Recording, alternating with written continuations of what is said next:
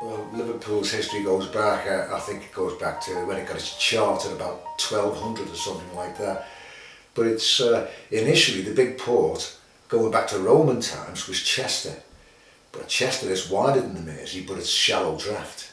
So as ships got bigger and bigger and bigger, and all the rest of it, the Mersey started to become the major port, and Chester is now the Roman town over the water. The D is not used for very much at all. But the docks in Liverpool, it's we had this, at one time the longest single line of docks anywhere in the world. That was 7 miles.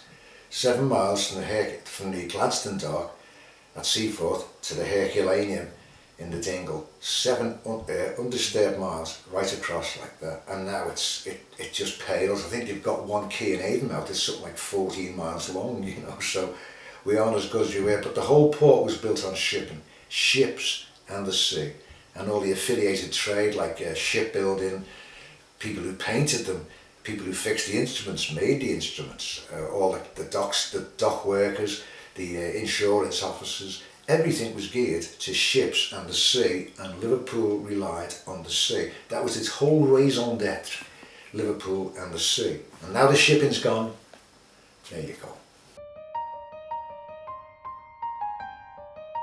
I think really I came from, if you like, a dock labouring family. Most of my mother's brothers were seafarers.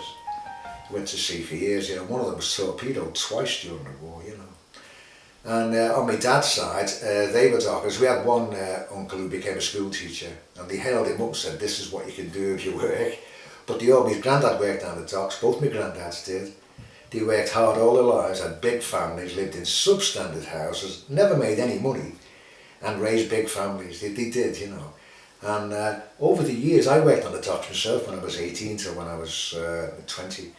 And I used to tell Lorraine about the funny stories that happened down there, and she used to be screeching with laughter, because some of the guys, they call it the humour of despair. That's what they call it. And people had nothing, but God, they were so incredibly funny, the people.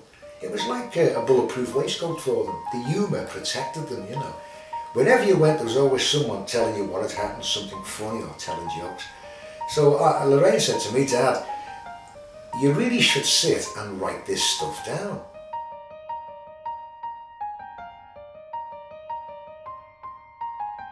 All my life, my dad's told me funny stories about the Liverpool Dockers, and I said, we've really got to write this down, Dad, because we need to write it for future generations, otherwise it'll all be lost. So we started putting the book together. It took us about 6 months, I think, to actually write the whole book. Yeah. But the main thing is, the stories were so fantastic, the humour was brilliant. I've never stopped laughing, even though I heard them lots and lots of times. And I just thought other people should know about this. I wanted my future generations in my family to be able to know the experiences of my dad and, you know, the family, other members of the family who worked on the Liverpool Docks. So that was the basic reason for writing the book to start with. Because as far as I know, nobody has ever done it. So I didn't sort of research anything, I just pulled stories from my memory. That's all I did. I remember this, I remember that, and I just started to type. And sometimes I'd start to type on the computer at 11 o'clock at night, and when I realised what I was doing, it was 4 o'clock in the morning. I just got that involved with it, and as I was sending it to Lorraine, she was screeching with laughter over some of the stories, and I said, these actually happened, you know. Incredibly, they were so funny, the men. So that's what we started, and then Lorraine started saying, well, she found out how to publish. And that's when we decided to write, to put all the stuff and edit it all, put it in the right order, and produce the book, and that's exactly what happened.